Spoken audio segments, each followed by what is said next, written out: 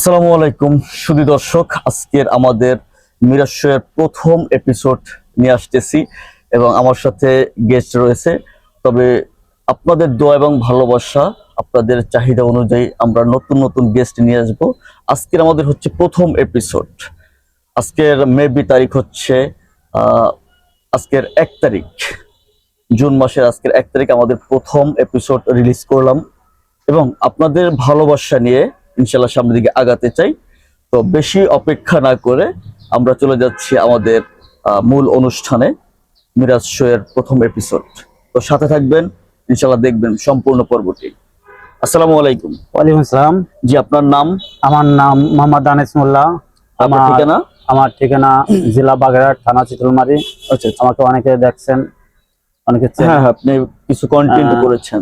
আশা করি আপনারা সবাই ভালো আছেন, আমিও ভালো আছি। আচ্ছা, প্রথমে আপনাকে একটু বলে নেই, প্রথমে ভিডিওর শুরুতে একটু বলবেন আপনি কিভাবে আমার সাথে যোগাযোগ করছেন এবং কিভাবে আসলেন। ঢাকাতে কিভাবে আসছি? না না না, আপনি কিভাবে আমার সাথে এই শোটা করার জন্য যোগাযোগটা করছেন? আপনার সাথে এই শোটা কিভাবে যোগাযোগ করছি? আপনার এই হোয়াটসঅ্যাপ নম্বরে কল দিয়েছিলেন? হোয়াটসঅ্যাপ নম্বরে কল দিয়েছি, সেখান থেকে আপনার সাথে। তো শুধু দর্শক মন্ডলী, আপনারা যদি আমার সাথে এরকম অনুষ্ঠানে আসতে চান, আমি আসলে বাইরের ওয়েদারে, কারণ খোলা আকাশ নিচে এবং সুন্দর একটা পরিবেশ, এটার মধ্যে আমরা অনুষ্ঠানটা করতে যাচ্ছি। তো ঠিক আছে, আপনি শুরু করেন, মেইন পয়েন্ট গুলো বলবেন। মেইন পয়েন্ট গুলো, জায়গাটা খুব পছন্দ হয়েছে, খুবই ভালো জায়গা। এখানে হয়তো একদম ছোট সময় থেকে আপনি শুরু করবেন, মেইন পয়েন্ট গুলো।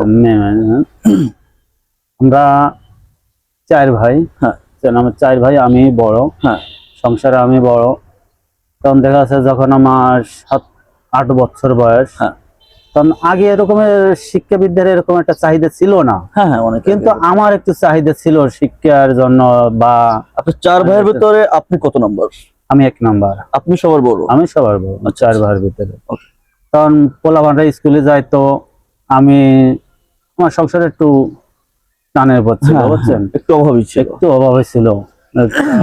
যাই হোক, আমি পলায় পলায় স্কুলে যাইতাম। তখন ছিল তাল পাতা আর অ্যাডভোকেট কলম ছিল, কুঞ্চি। হ্যাঁ, শুনছি আমি তাল পাতা আর কুঞ্চি, বুঝছেন। তখন দেখা যেত কি, ওই পোলাপানের সাথে ওই তাল পাতা নিয়ে যাইতাম গোপন ভাবে, বাসাইতে গোপন ভাবে। হ্যাঁ, ওকে সাথে যাইতাম, যাই ওই হাড়ির কালি আছে না, হাড়িতে কালি ঝিনুক দিয়ে কাইকা পানি দিয়ে গুলে নিয়ে যেতাম।